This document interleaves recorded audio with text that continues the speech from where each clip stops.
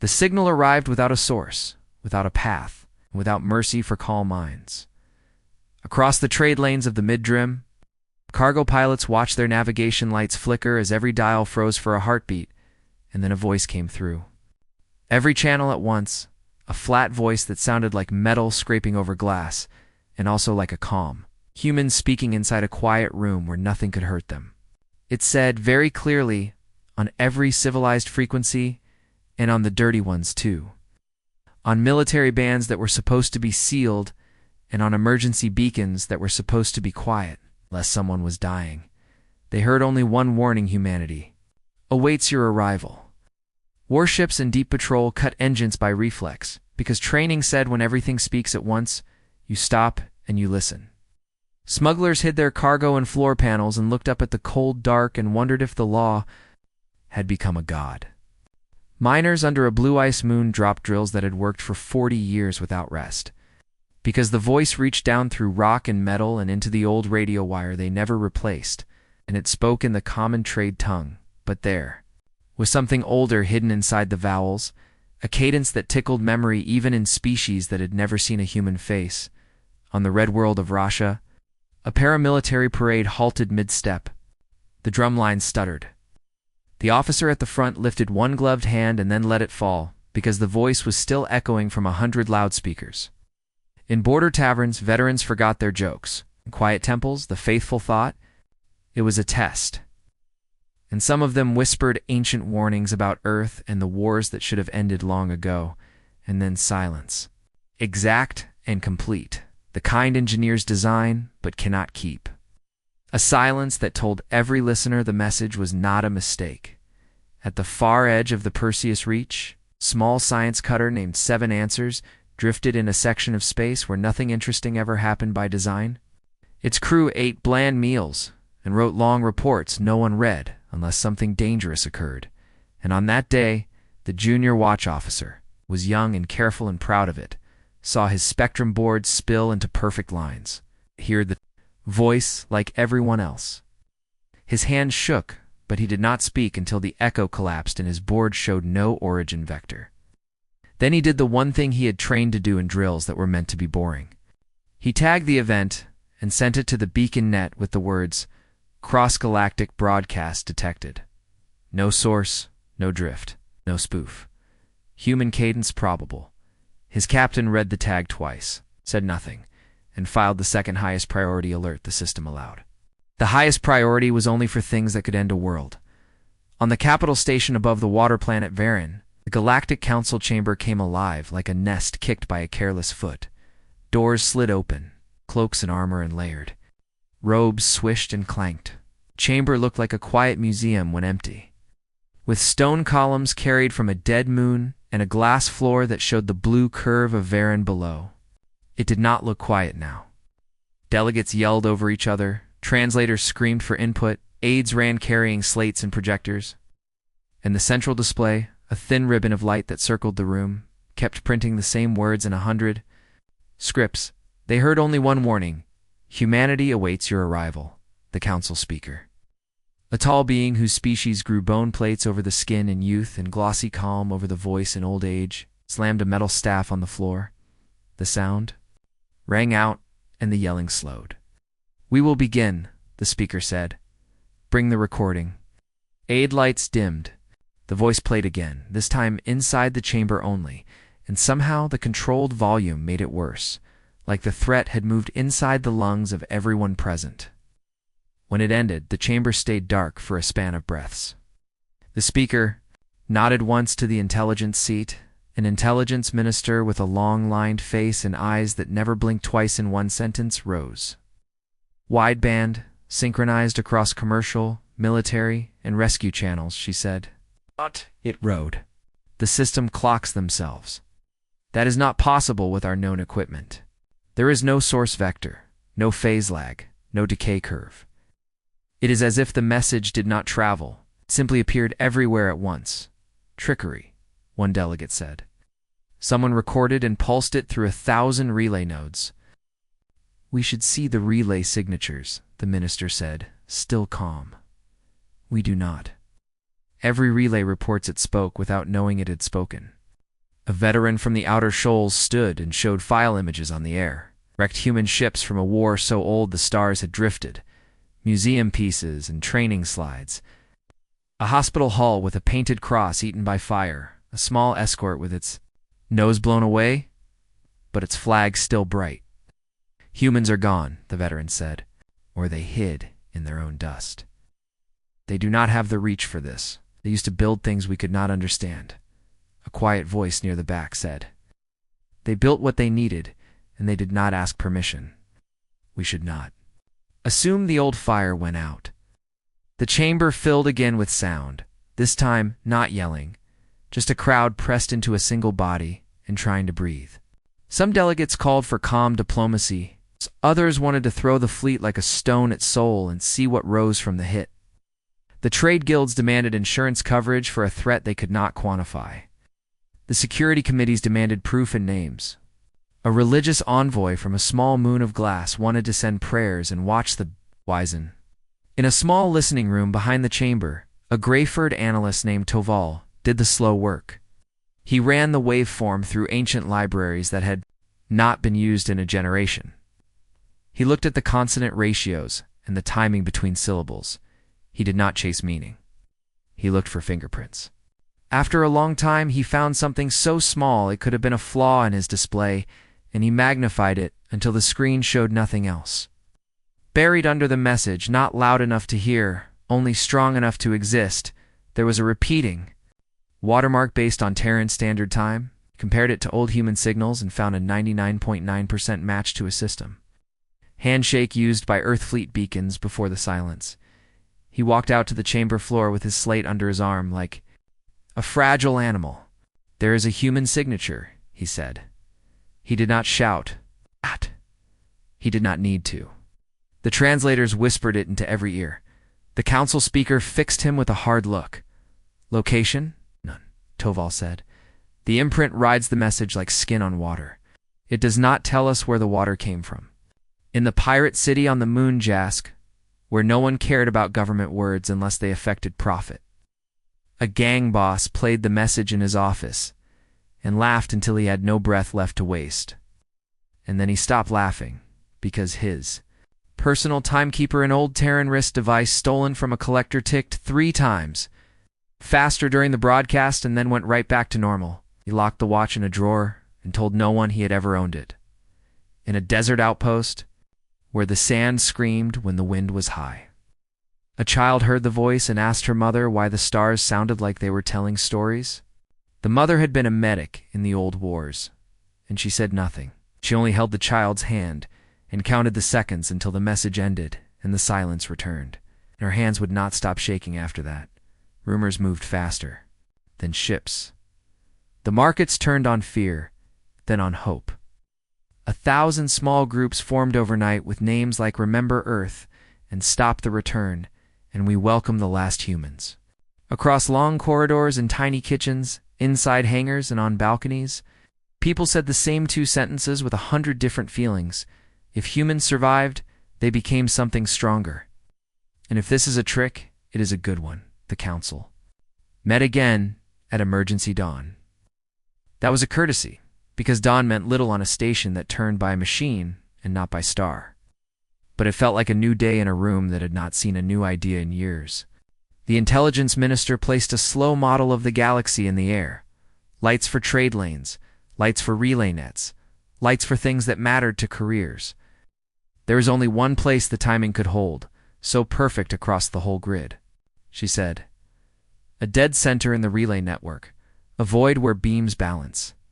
It is not a real place. It is a balance point between drift and push. Show us, the speaker said. The model cleared until only thin lines remained, like an old map burned down to bones. There was a dot where no one had ever wanted to build anything because the math said it was inconvenient and hard to hold. It sat between roots like a bead on crossed threads. No waypoints, no stations, no fuel, just emptiness. It came from there? Someone asked. It came from everywhere, the minister said. But if one place could be called the hinge, this would be the hinge. What sits there? Another delegate said. Space, she said. Now, our fear. The quiet voice at the back spoke again. It belonged to the Varan archivist. A thin being who kept records of records and who never raised his tone because he trained himself to speak. The same way whether he was happy or angry. "We have an older symbol that might aid us," he said. The air over his seat filled with an image few had seen outside of museums. A Terran emblem, an eagle stylized so harshly it looked like a blade, out holding a slender star in one claw and a laurel in the other. But the image was cut, faded, and surrounded by a border of small triangles that formed a ring. "This variant was used by human long-range beacons," he said, "on quiet missions during the last years of contact." "Why show us old banners?" the veteran asked, not unkindly, simply tired. "Because of this," the archivist said, and he overlaid a second slide, a scan from a listening post at the edge of the wild belt, taken an hour after the broadcast. It showed nothing at first, and then as the contrast shifted, the room saw a faint ghost of triangles arranged in a ring. So thin, you could miss it if you blinked once at the wrong time. It was not a complete symbol. It was a memory of one. "Artifact," someone said. "Sensor noise." "Maybe," the archivist said. "Or maybe a very old door has opened a very small amount." They argued again, but the arguing had changed. It was slower, more careful, like stepping on ice and hearing tiny cracks in choosing where to put the next foot. That evening, the message played again. Not everywhere this time, only in places where it could not be easily recorded. Inside secure vaults, inside encrypted channels that were supposed to ignore unsolicited input, inside helmets where pilots spoke only to wingmates.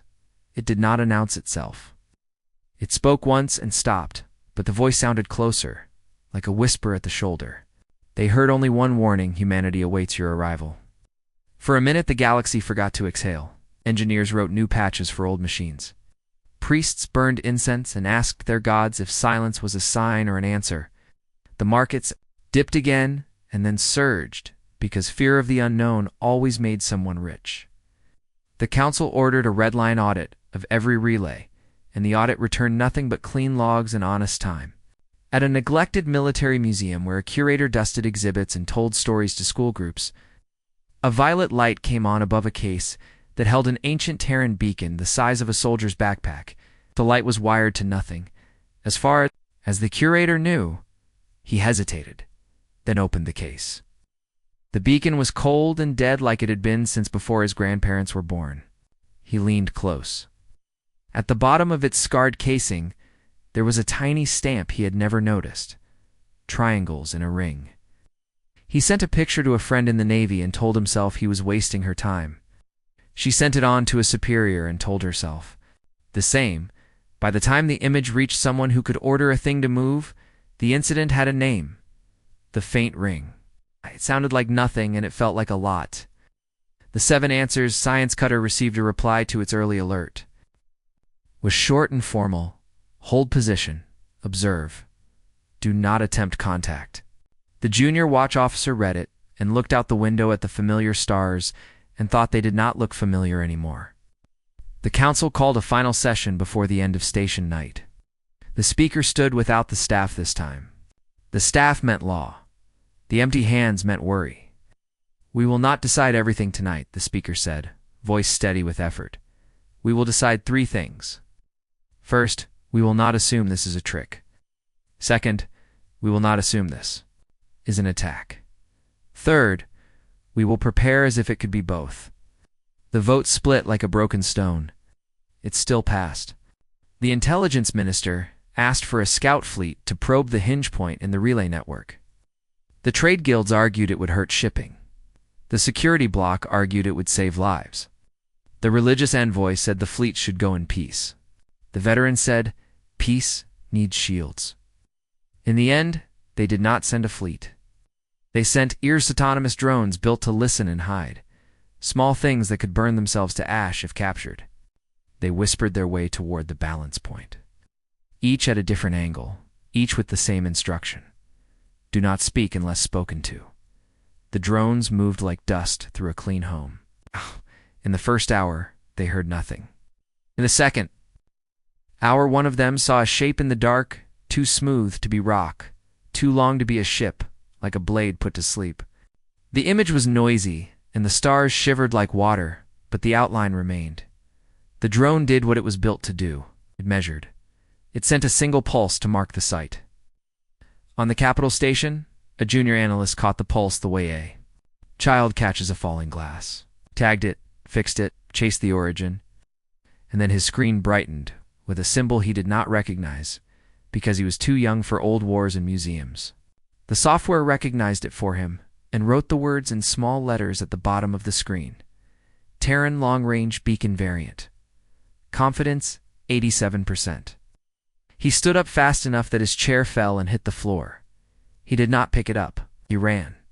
By the time the notice reached the council chamber, Speaker was already on the floor, the intelligence minister at her side, the archivist with his quiet hands folded.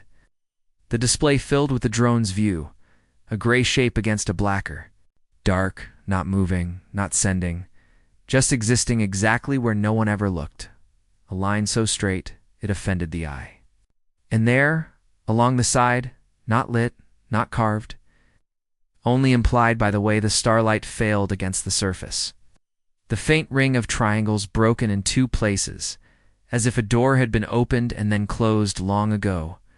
It is not proof, the minister said, because her job was to be careful. It is enough, the speaker said, because her job was to move. They had no words left for argument, only for choices. Retreat from the hinge point and pretend nothing had changed. Flood it with ships and demand that the dark give back its secrets. Watch and wait, and hope the quiet would tell them more. Before they could choose, the message spoke one last time, not in the chamber only, not in the markets alone. Everywhere. Again, but softer, as if it did not need to raise its tone. They heard only one warning: humanity awaits your arrival. And then, for the first time, something different followed. A breath of static, like a door opening a crack, and a single additional word that no translator had to parse, because it was not a word in any known language, it was just a sound. Old. And simple, the kind people make when they turn on a light in a dark room and greet whoever's already there. Welcome. The word faded. The chamber air felt thin. On the 7 answers, the junior watch officer closed his eyes for a second that felt like a year, and then opened them and typed a new tag with steady. Hands, secondary content detected. Welcome. The council did not adjourn. The night did not end. The drones moved closer without orders because their clocks were theirs and nothing else ruled them just then. In border taverns, veterans drank in silence. In the museum, the curator stood with his hand on the dead beacon's case and felt nothing under his skin and still did not remove his hand. The galaxy was no longer in balance. It tilted toward a point with no star, a point where a faint Terran symbol had finally appeared on cold scanners, a point where a voice had promised only one thing and then added a single terrible kindness. Humanity awaited. And now it had said welcome. The chamber was never quiet. Not in living memory, not in the long years when the Galactic Council had gathered above Varen's oceans, not even during the wars that had burned across sectors. Delegates always talked, aides always whispered, and the sound of voices was the natural air of the chamber. But now, after the 3rd repeat of the broadcast, and after the single additional word welcome, the chamber was still. Silence lay heavy across every seat, across every tongue, across every heart that understood what had just been spoken. Welcome it was not a word of war. It was not a word of fear. It was not a word used by machines. It was a human word, simple, small, and yet far worse than any threat, because it meant confidence. It meant presence. It meant whoever had sent the warning was not bluffing, not hiding, not afraid. The council speaker's staff tapped once on the glass floor, but the sound was weak. Her voice carried, yet it wavered at the edges. The chamber will come to order, she said. Slowly, aides began to breathe again. Slowly, delegates leaned forward in their seats, shifting nervously as if the act of moving could return normality. But normality was gone. Everyone knew it. A delegate from the Velar Dominion, a tall reptilian figure with shimmering green scales, stood and hissed through his translator. "We are being toyed with," a voice that speaks in every ear, a phantom symbol on broken scanners, and now this word. "We cannot allow this to spread without answer." Others growled in agreement, from the opposite side of the chamber. The Saren envoy, cloaked in white fabric that covered every part of her form except her glowing eyes, stood slowly. Her voice was soft, but it carried more weight than the reptilians. "Anger. Do you not hear what it means? Humanity does not beg. Humanity does not threaten. Humanity simply waits. We are not facing rumor. We are facing certainty. They are alive." Gasps rippled. Some agreed. Some hissed in denial. Some muttered about impossible claims. The Kralon Guildmaster, short and wide with metal implants across his shoulders, slammed his hand down on the armrest of his seat. Sparks flickered from the implants. If they live, then where have they been hiding? Why wait? Why now? No one hides for centuries only to appear with a single sentence. This is strategy. This is a move before war. If we do not strike first, we may not get the chance. Angry shouts followed. "Strike Earth, strike now, before it is too late." But the archivist of Varen.com, as ever, raised a hand. His voice was quiet, and the chamber leaned in to hear. "Listen to the words," he said. They heard only one warning. "Humanity awaits your arrival." This is not the speech of a conqueror. This is the speech of one who knows what others will. "Do it is not they who move, it is us. They wait for us to come. They invite it." The chamber stilled again. The idea was terrible in its simplicity. If it was true, then humanity was not preparing an attack. Humanity was daring the galaxy to attack them. And what kind of power must stand so confident that they could invite war to their doorstep? The Outer Shoals veteran, scarred and weary, stood slowly. His armor clinked as he moved. Old armor from a forgotten conflict, still polished though no longer useful. His voice was rough. "I fought them," he said. "Long ago. Before the silence, they were fast, reckless, and strange. But they were also clever. They built things quickly. They fought with fury. If they survived, if they rebuilt in the dark, while we looked away, then maybe we are the ones who should fear the invitation." While the chamber argued, while fear spread in every direction, the intelligence minister left quietly through the side doors. She moved into the secure rooms. Behind the chamber, where analysts worked in silence, their screens glowed with intercepted chatter from across the galaxy. Smugglers repeating the warning like it was a ghost story. Merchants selling fake Tyrone relics. Pirates planning raids under the distraction. Civilians panicking. The minister placed her hands on the edge of a table and leaned close to the nearest analyst. "What do we have?" she asked. The analyst, young and pale, looked terrified. His hands shook as he pulled up the drone footage, the faint outline, triangles, the shape that looked like a blade asleep in the void. "It's real," he said. "It has mass. It blocks starlight. It's not natural."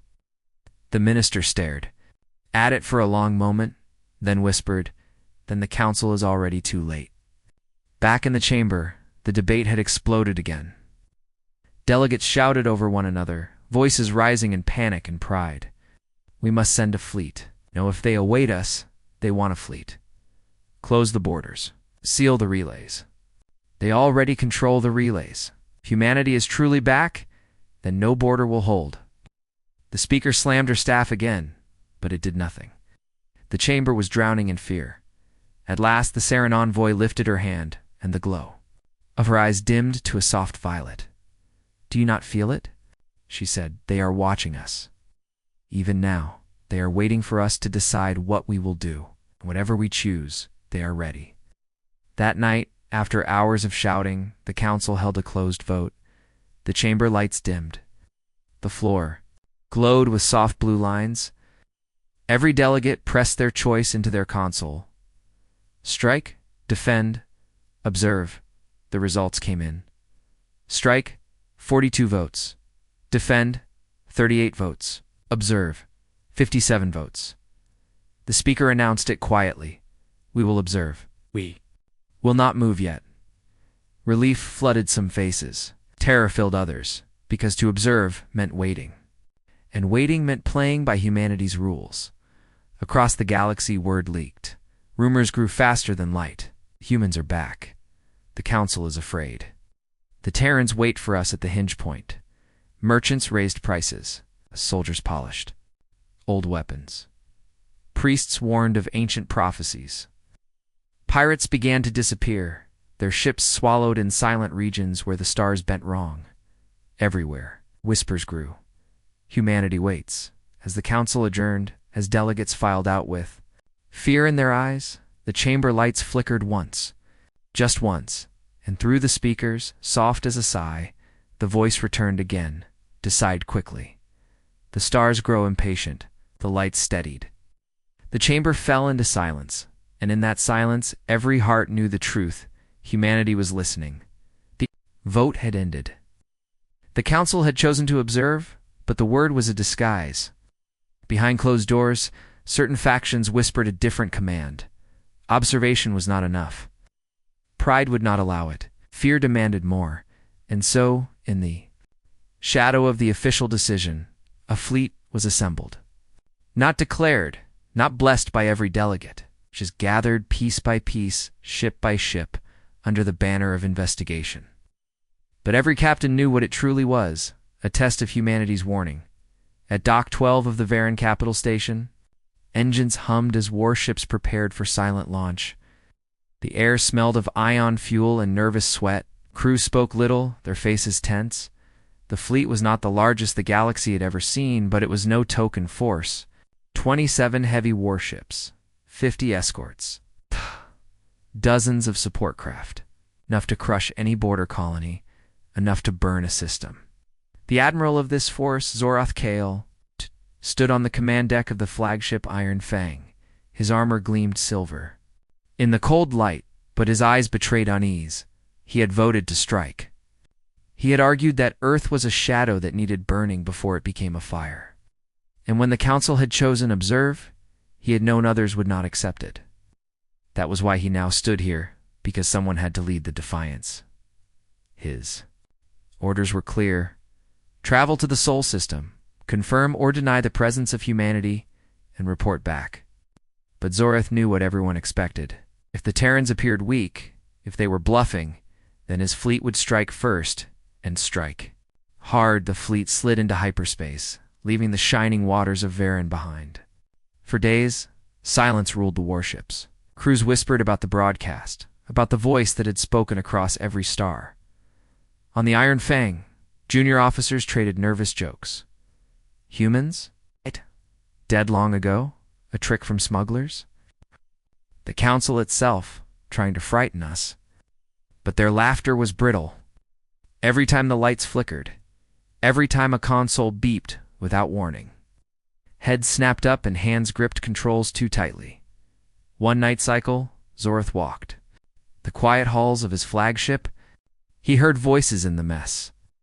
Young soldiers, too young to remember the human wars, arguing they were weak. Fragile bodies, short lifespans.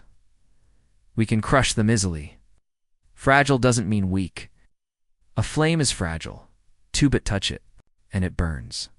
The admiral said nothing. He walked on, but the words lingered. On the fourth jump, the first malfunctions appeared. A destroyer named Swift Claw reported nav errors coordinates looping in impossible cycles. Drives refusing to engage. The engineers swore nothing was wrong. They reset the system. The error vanished. 2 days later, the same ship vanished from formation for exactly 3 minutes. When it reappeared, its crew claimed they had never left. Their clocks disagreed. They showed time missing, as though someone had stolen it. Zorath's jaw tightened as reports spread. Other ships began picking up faint whispers on comes and notches of words, static that shaped itself into half-sentences. You were warned. Humanity awaits. Some claimed it was imagination, tricks of the mind after too many, cycles in hyperspace. But the whispers grew stronger, clearer, until entire bridges froze in silence. Listening to voices that were not their own, By the time the fleet reached the midpoint to Seoul, morale had cracked. Sensors picked up Phantom contacts, massive warships that appeared for seconds and then vanished. Sometimes a silhouette would fill a screen, sharp and terrifying, only to dissolve into static when focused upon.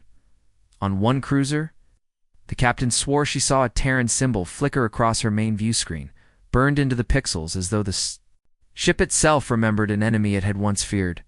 The crews began to mutter, "They are already here. They are watching us. This journey is a trap." Admiral Zorath barked orders, demanding discipline, demanding silence. But he began to feel the weight. Every time he closed his eyes, he saw that faint ring of triangles, broken and jagged, staring back at him. On the ship Hammer of Dawn, panic became tragedy. The captain, proud warrior who had laughed at humanity in the chamber, began hearing the whispers louder than anyone else. He claimed they were inside his quarters, inside his skull, that humans were speaking directly to him. His crew reported his rants to command. Before Zorath could respond, the captain locked himself on the bridge. The crew pounded on the doors. And then a single plasma shot echoed from within. The Hammer of Dawn drifted. For hours, pilotless, until Zorath ordered it scuttled. The body of its captain was never retrieved. The fleet shuddered with fear. It's a single death, yet it felt like the humans had already struck. At last, the stars shifted. The fleet dropped out of hyperspace at the edge of Seoul. The system lay quiet. Before them, a yellow star burned calmly, planets circling like obedient children. Earth itself was visible on long-range scans, blue oceans, green continents, white clouds. It looked peaceful. It looked weak. It looked weak. No fleets in orbit. No weapon platforms. No defense grids. Officers on the Iron Fang began to laugh again, this time louder, relieved. It was nothing. Bluff and rumor. Earth is bare. We will finish this. But Zorath did not laugh. His gut churned. His instincts screamed, because his sensors showed something strange. Tiny flickers, faint distortions, clustered behind the shadow of the moon.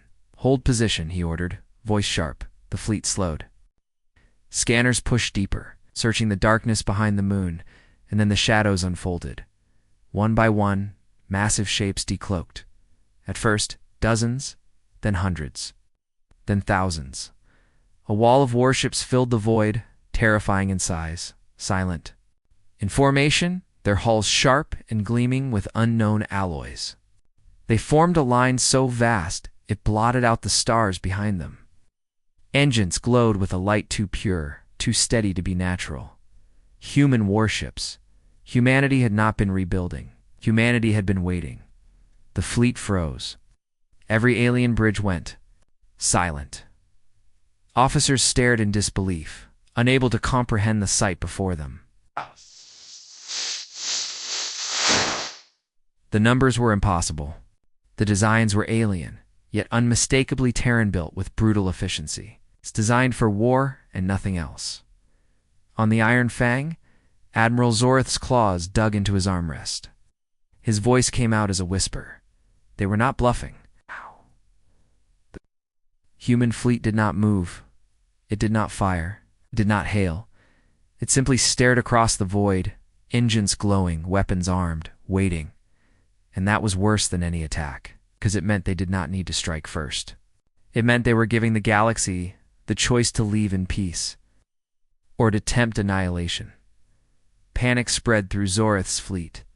Captains called him, demanding orders. Some wanted to retreat. Others wanted to test the humans, to fire a shot, and see if they truly lived. Zorath stared at the screen, his heart pounding. He had led his fleet here to prove humanity weak, and now, in the silence of the void, it was clear who the weak ones were. The silence pressed harder than any weapon. The alien fleet. Bold when it left Varen, now hung still at the edge of Seoul. Their engines pulsed nervously, their bridges filled with sweat and whispers. Before them, stretched across the darkness like a wall forged by gods, waited humanity's fleet. They had appeared without a sound. One moment, the scanners saw only the barren face of the moon. The next, the darkness peeled open. Hundreds of warships stepped out of hiding, then hundreds more. Then thousands, every alien screen filled with impossible numbers. Rows of human warships aligned so perfectly, it felt less like a fleet and more like a single body, alive, breathing, watching. The ships were monstrous in design, sharp angles and glowing cores. Their hulls bore no flags, no names, only silence and steel. Some were larger than any alien dreadnought, some small and fast, but all radiated the same message. Readiness, no greetings, no threats. Just waiting. On the flagship Iron Fang, Admiral Zorath Ka leaned forward in his command chair, claws digging into the steel rests. His throat felt dry, his chest heavy. This was not what he had promised his superiors. He had told them Earth was bluffing, that the message was nothing but fear dressed in mystery. He had expected ruins, weak ships, an easy victory. Instead, he faced a nightmare-given shape. "Admiral," whispered his second officer. "What are your orders?" Zorath did not answer. His eyes were locked on the Terran fleet. He could not look away. Across the alien fleet, panic spread. One captain screamed that it was a trick, that these ships were illusions, projected shadows. Another swore she could see faces in the windows of the Terran flagship's faces watching. Them with cold, merciless eyes. The crews whispered, "This is their trap. They were waiting for us. We should never have come." The discipline that had carried them across light years cracked like glass. On the bridge of the Iron Fang, Zorath forced himself to stand. He had been a soldier too long to let fear rule him in front of his officers. His voice came sharp, cold, decisive. "Signal the fleet," he ordered. "One barrage, a test strike. Let us see if the Terrans are shadows or steel." His officers hesitated. Wide, horrified eyes, but none dared disobey. Orders rippled across the fleet. One alien battleship turned its cannons toward the silent human wall. Its engines flared, weapons charged, and then with a roar of plasma and fire, spat a beam across the void. The shot ripped toward the Terran line. Bright enough to blind scanners, strong enough to cut a cruiser in half. Every alien crew leaned forward, waiting, praying, hoping it would strike true. The Terran fleet did not move. Not a single ship shifted. Not a single engine flared. They let the plasma streak toward them, silent, still, patient. And then one Terran warship, larger than any dreadnought the galaxy had ever built, unleashed its reply. It was not loud. It was not bright. It was a single beam of pure white light. Narrow and sharp, crossing the void with perfect speed. The alien battleship did not explode. It did not burn, simply split in half, cut so cleanly that its glowing core spilled out like a wound before both halves drifted apart. No debris, no resistance, no survivors. The plasma it had fired never reached the Terrans. The beam had erased. The ship before its attack could land. The alien fleet froze. Every bridge went dead quiet. Every soldier felt their hearts stop. A single ship, one strike, and the Terrans had answered with annihilation so swift, so effortless it seemed unreal. On the Iron Fang, Zorath's claws trembled against the metal. He whispered the truth no one wanted to hear. They are not bluffing. For long minutes the void held its silence. The Terran fleet did not advance. It did not fire again. And then at last, one of their ships opened a channel. On every alien screen, single human appeared. A woman in a dark command uniform, her face calm, her eyes colder than the void. Her words were slow, measured, terrifying in their control. "You heard our warning. You chose to arrive. You will not leave unchanged." Then the screen went black. The alien fleet shuddered with fear. Some captains begged to retreat immediately. Others screamed for battle, their pride refusing to yield. Some froze in indecision, staring at the human fleet with hollow eyes.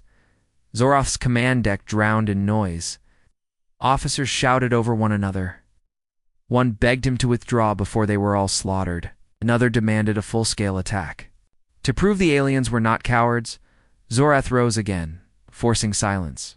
His eyes blazed, though his soul quivered inside.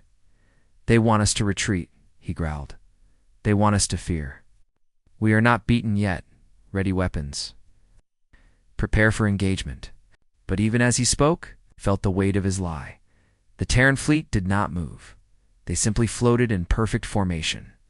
Weapons armed, engines glowing, patient as hunters watching prey choose its own fate. That patience was more terrifying than any battle cry, because it meant they did not fear what came next.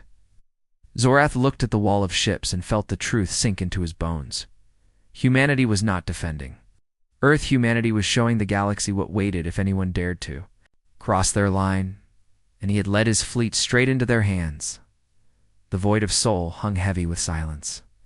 On one side, the alien fleet trembled, proud ships of many empires, their hulls shining, their crews sweating fear. On the other side, the Terran wall loomed, thousands of warships, black and gleaming, motionless yet alive, like an ocean that had frozen just before a storm. No one moved. No one spoke. The silence became a weight pressing against every chest. And then pride cracked it open. Admiral Zorath Kale of the Iron Fang stared at the screen until his eyes burned.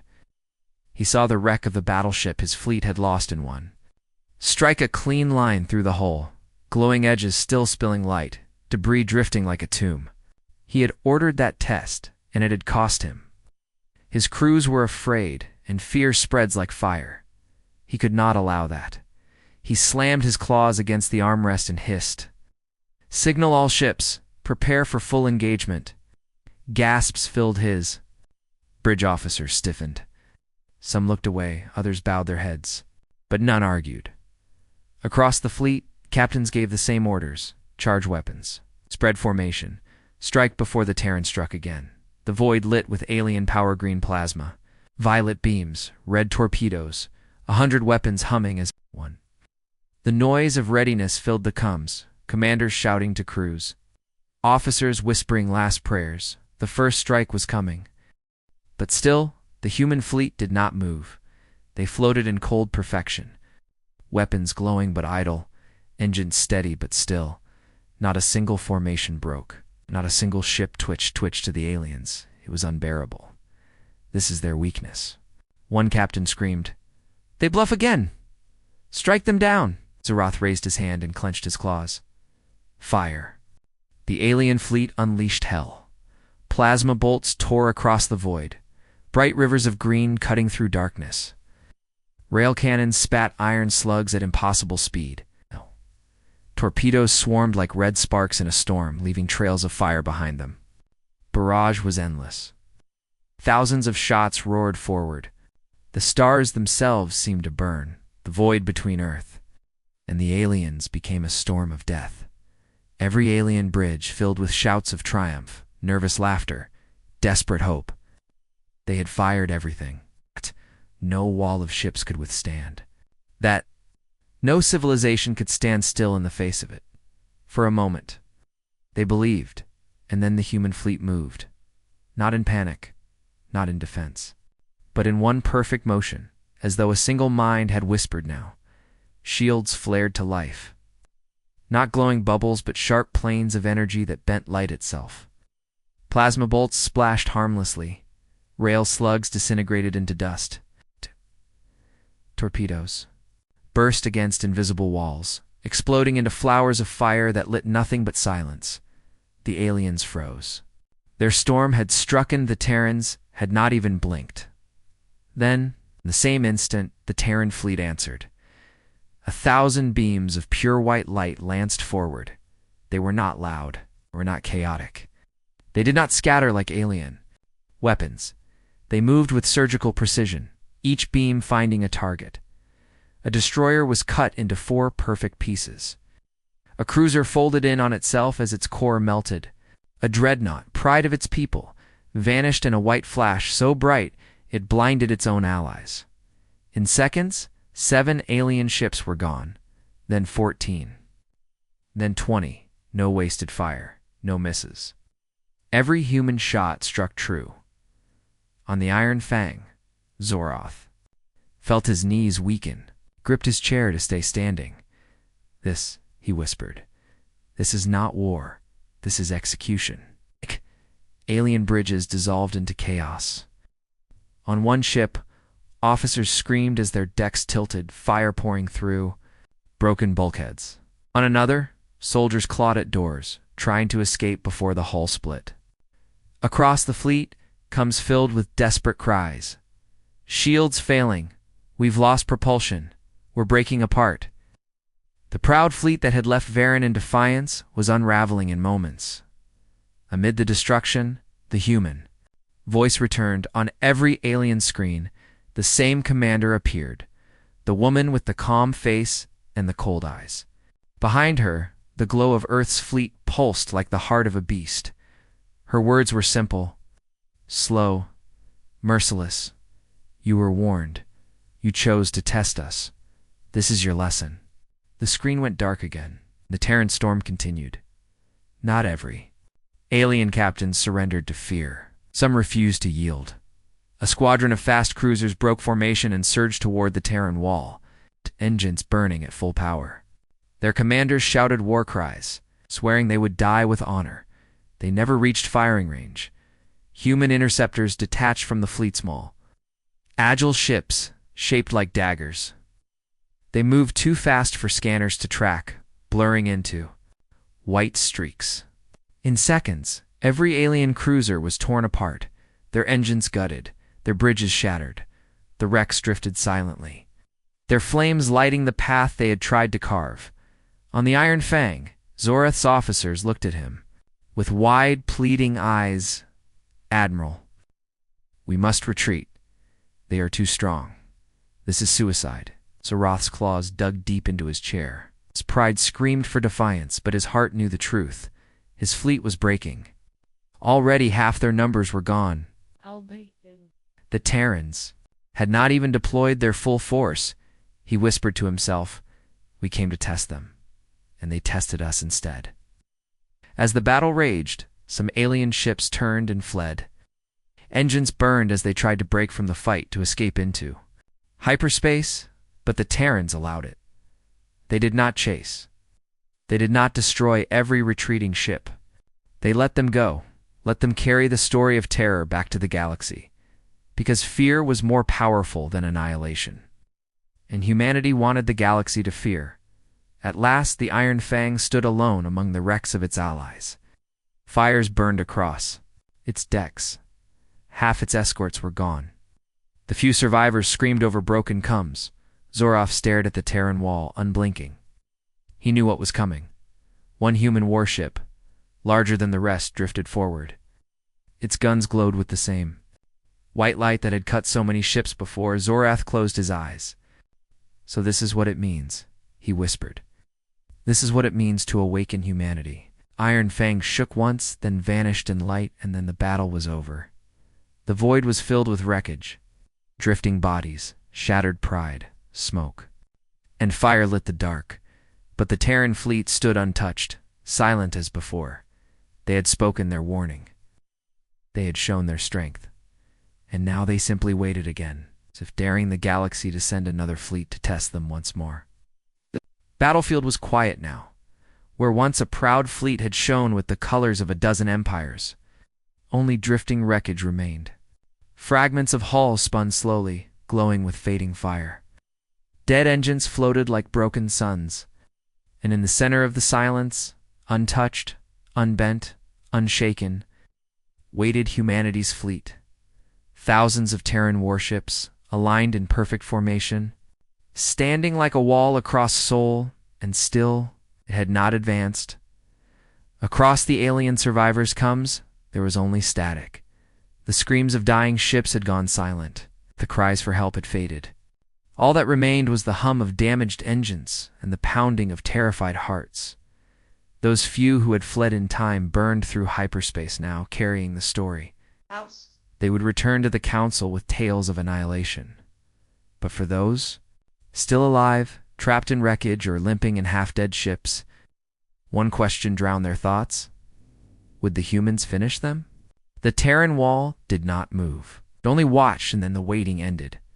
On every surviving alien screen, on every flickering console and shattered bridge, The image appeared again.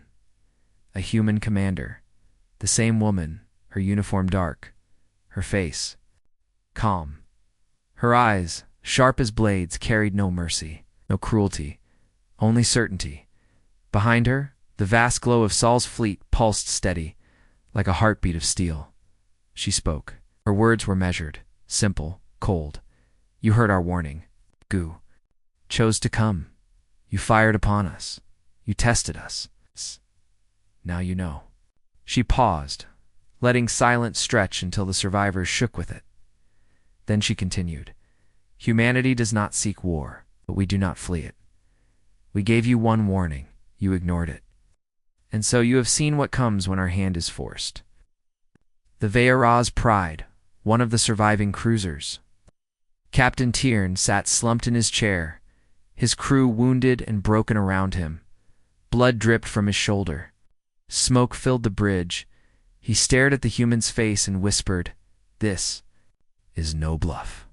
This is Dominion." On another shattered ship, an officer covered her mouth with trembling hands, tears spilling down her scaled cheeks. She whispered to herself, "We thought they were gone, but they were waiting for us." The survivors listened because they had no choice. The human voice filled every deck, every cabin, every mind. The commander leaned forward slightly, her voice lowering but growing sharper. "We will not chase you. We will not hunt you. We do not need to. The fear you carry will run faster than our ships ever could.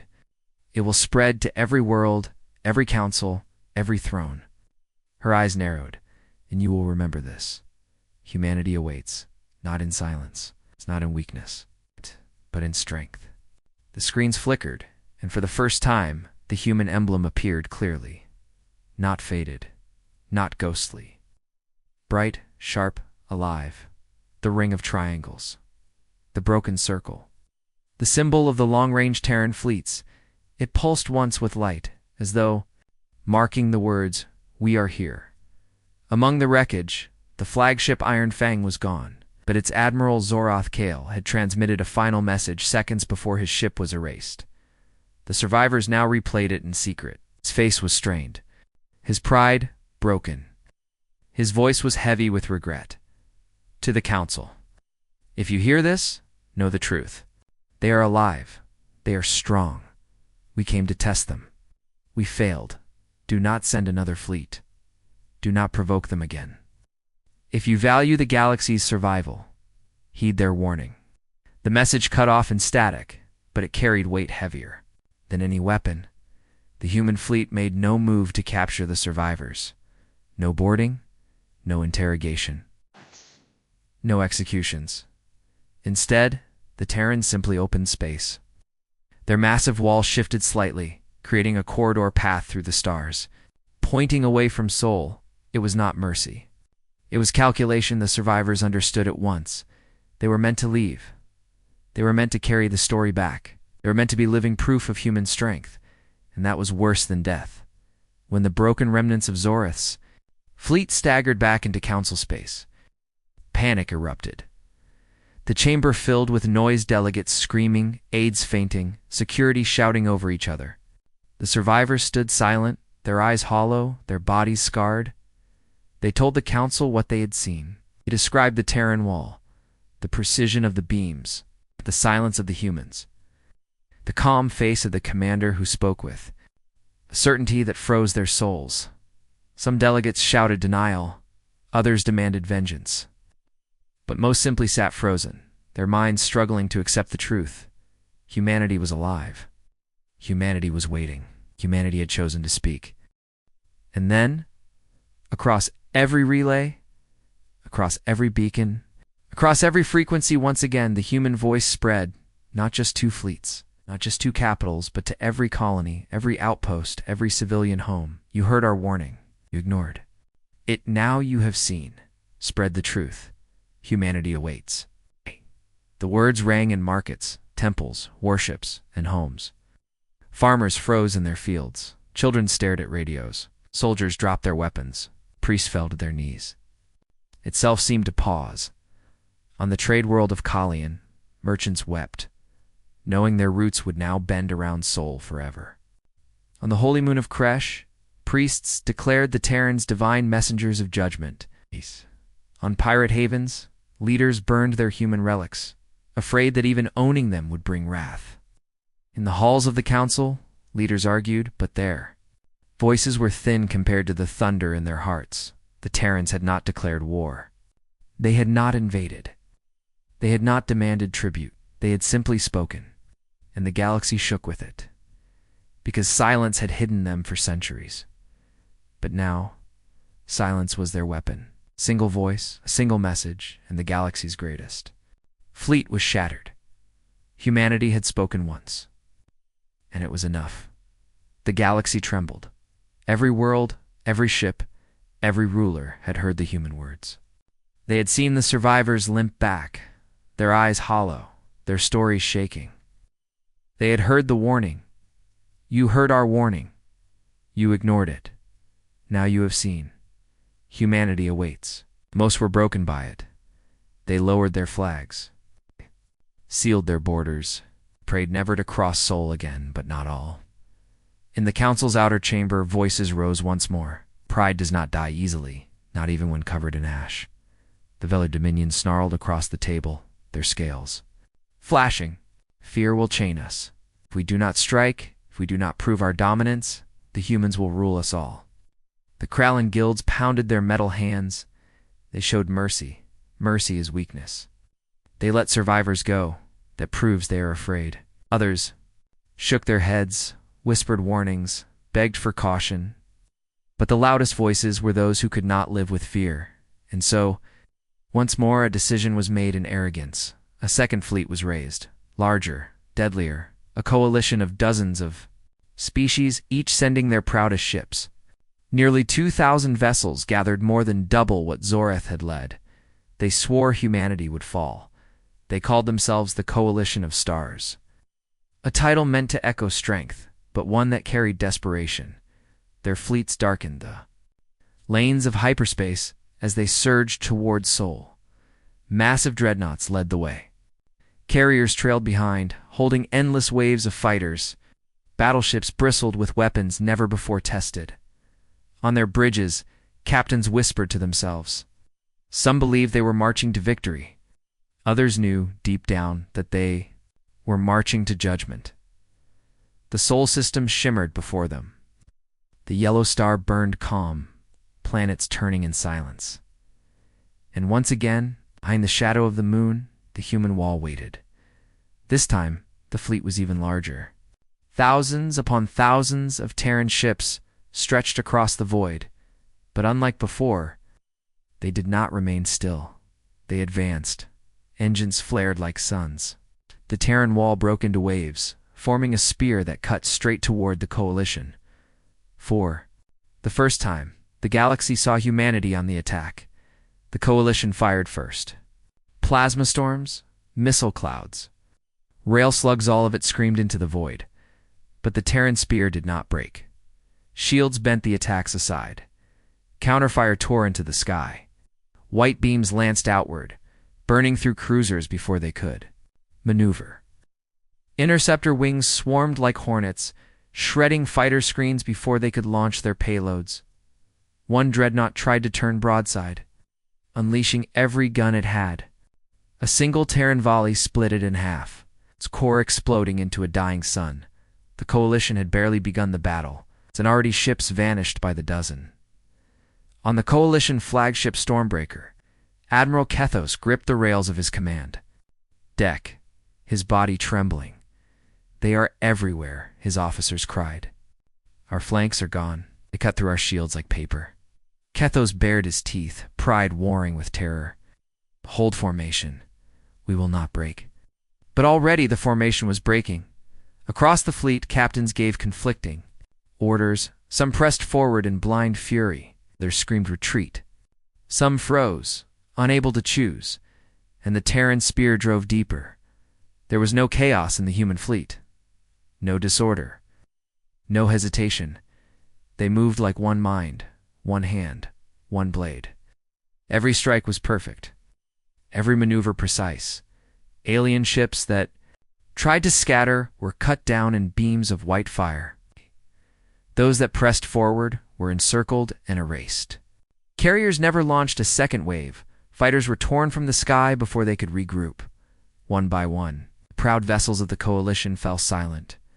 On the bridge of the Vera's Pride, Captain Tern, the same who had survived the first battle, watched in horror. The ship had been forced to fight again, its government demanding it join the coalition. He whispered to his crew, "This is not war. ... This is a lesson written in fire." His second officer shook his head. "No one will survive." Kay knew it was true. In the middle of the slaughter, the human commander appeared again, her face calm, her eyes sharp. Her voice filled every channel. "You gathered again. You chose defiance. You thought pride would shield you. Now you see, pride is nothing before truth." Behind her, through the window of her ship, alien officers could see the Terran fleet tearing through their line ships, burning, ships splitting, ships vanishing in light. She spoke again. "We warned you once. We gave you mercy. You ignored both. Now there will be no mercy." The coalition shattered.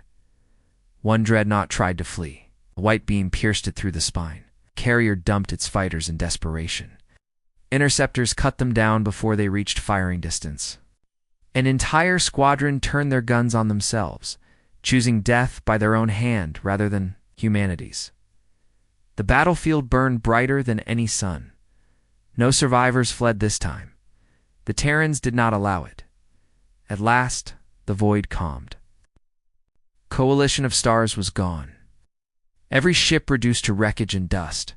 The human fleet slowed and returned to formation as if nothing had happened.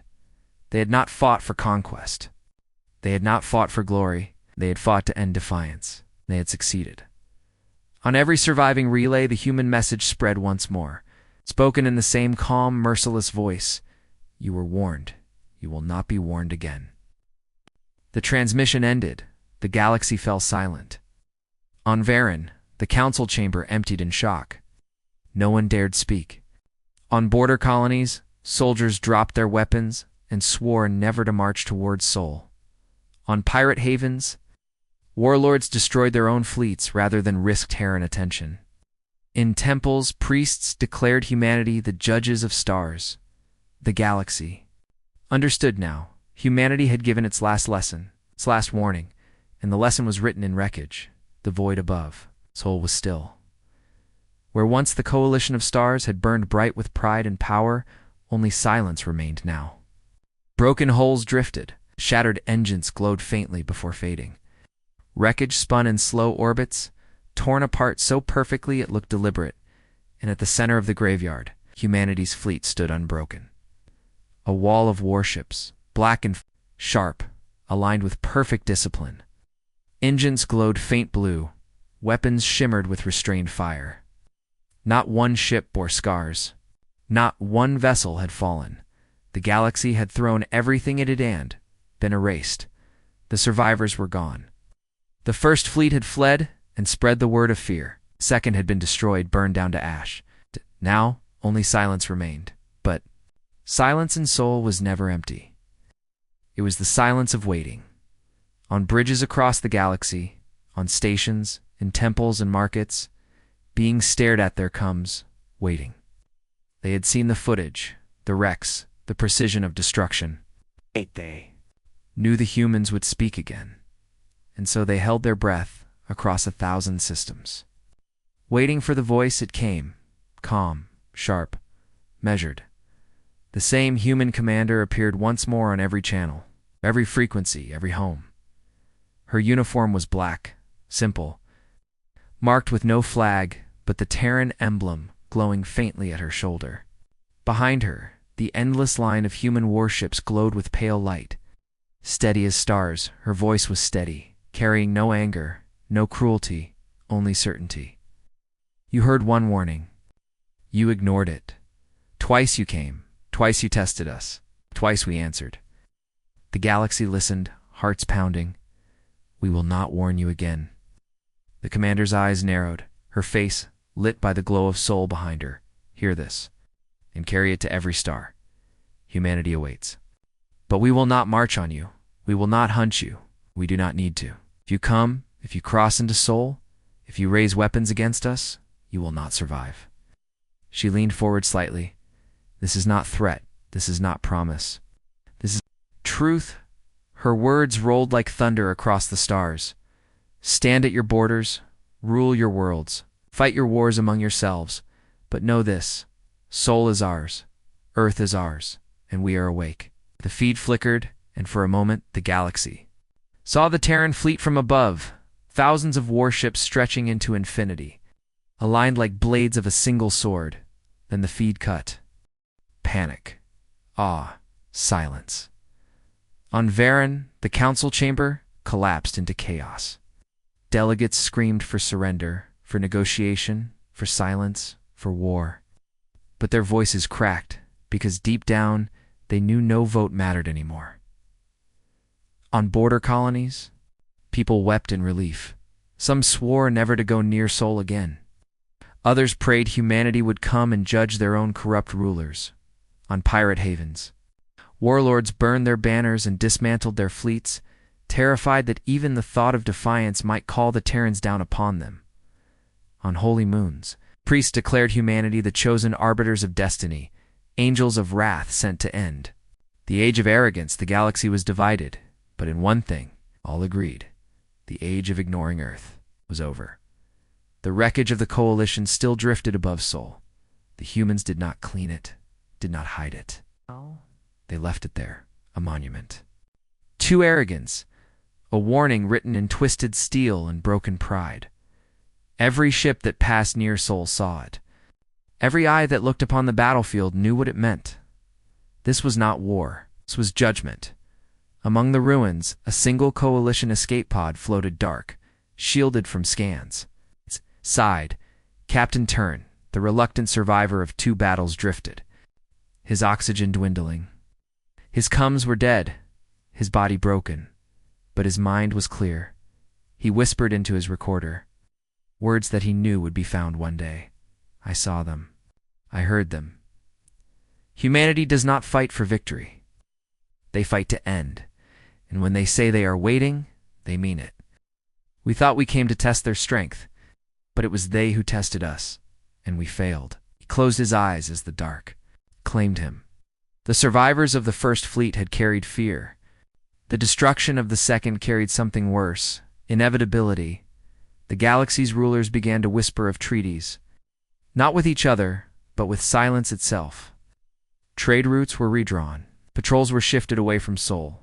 Armies were recalled. Every plan began with the same unspoken thought: do not awaken them further. And through it all, Sol remained quiet. The Terran fleet did not move. It did not invade, did not conquer. It simply waited. Ships patrolled Earth's skies, their engines glowing faintly. Stations orbited the blue planet, silent and calm. The humans had spoken. Their words were enough. The galaxy had been given its final warning. On a distant world, a child asked her father, "Why are we afraid of the humans?" The father looked at the stars, his voice trembling, "Because they told us only once, and we did not listen."